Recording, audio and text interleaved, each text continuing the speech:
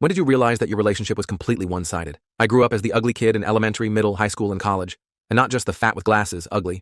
I mean the extreme overbite, wrinkles, teeth missing, raccoon eye bags, obese type of ugly. And it's for this reason that I had my first kiss at 30 years old. It was with Lucia, the love of my life. When I first caught her looking at me, I could have sworn it was because there was something on my face. Because she was beautiful in every way. But mostly, she treated me like I was normal. And that was everything. And she told me I was her first time for everything too. It really felt like we were a match made in heaven. So I insisted on paying for the wedding.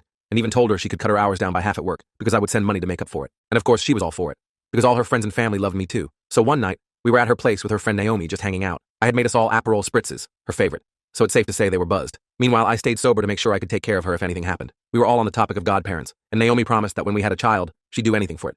So she was the best pick. That's when she said it. The phrase that turned my life upside down. Plus, Mike, you work so hard. You need to have a parental safety net. Nausea crept in before I could stop it.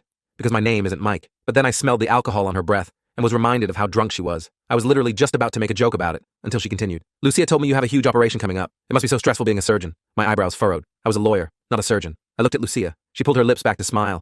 But the rest of her face was completely still. Alarm bells were ringing in every organ of my body. There was a moment of silence. And that's when Naomi ran to the bathroom to throw up. Except there were no vomiting sounds. It sounded like she was just scrolling on TikTok. I didn't want to assume the worst. So I gave my fiancé time to explain herself. Lucia, who is Mike? He's Naomi's boyfriend, she said with a sigh. Why does everything always have to be a fight between us? I couldn't even recall one fight we had, because I always let her have her way, which meant her response was defensive, which meant she was hiding something. I buried my face in my hands, not wanting to face the truth. You just don't trust me because you used to be ugly, and now you think the whole world is out to get you. I didn't show it, but that got to me.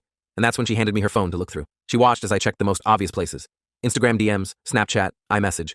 They were all clear, but that's when I saw it. An app that looked like it was a calculator. I clicked on it, and sure enough, there was another password barrier to get through. But this time, she didn't offer to unlock it. Instead, she started crying. But I didn't feel bad for her, because as I looked at her, all I saw was hundreds of dollars of makeup running down her face, a Cartier watch that sat on her wrist, a Tiffany diamond ring on her finger, all paid for by me. Disgust filled my body. And when Naomi was done throwing up, I told Lucia to leave with her. But the second they left, I broke down. I thought about all the time and money I poured into our relationship, how I paid off her credit card debt, how I drove her to and from work every day, even if it meant being late to my own job, how I had cut off half my friends to make her feel more comfortable, all so she could destroy it. And that anger is what led me to pay for an Uber to Naomi's house. Lucia was the one to open the door. Why are you always trying to start something? I effing hate you, I interrupted her. You think another man is going to want you now? You think that little guy on your phone is going to provide for you? You're 30, the best years of your life are over. She laughed. Oh, and you think any woman will want you? Every time you touched me, I had to close my eyes and picture someone else. By that point, I had had enough of Lucia. I turned the corner and waited for my Uber to arrive. When I got home, I spent the entire night clutching my pillow, crying until my head was pounding. I woke up the next morning to the sound of my phone buzzing. It was my mom. I didn't pick up. Turns out, it was one of the dozens of calls I had missed. Not just from my mom, but my dad, Lucia, and Naomi too. Turns out, Lucia had told everyone I was abusive and I had abandoned her. The full story is on my channel, and linked below.